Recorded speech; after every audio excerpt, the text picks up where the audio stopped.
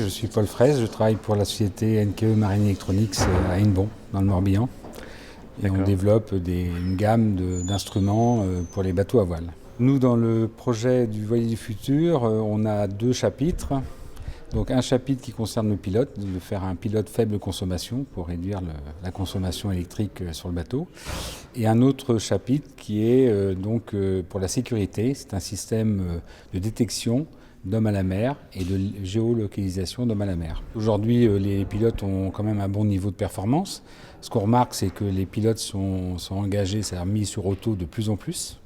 Et donc on peut encore diminuer la consommation en travaillant sur les capteurs et en travaillant surtout sur la qualité des mesures qu'on lui donne pour piloter, alors, telles que le vent.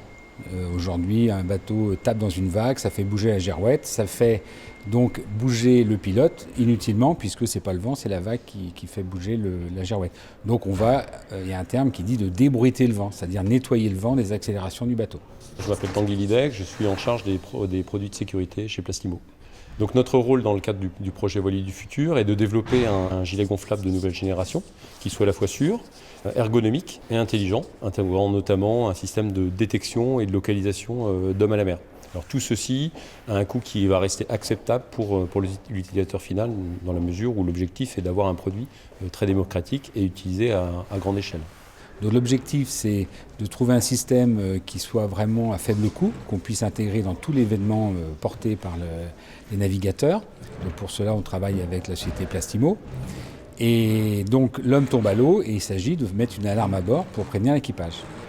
Alors plus compliqué, mais avec des systèmes qui existent mais qui sont encore chers, c'est je tombe à l'eau et du bateau, on peut géolocaliser, c'est-à-dire on peut savoir la position de l'homme à la mer et donc revenir sur lui pour le chercher. Le but de ce projet, c'est d'arriver en fait à avoir un produit qui soit très confortable pour l'utilisateur, à la fois gonflé et non gonflé.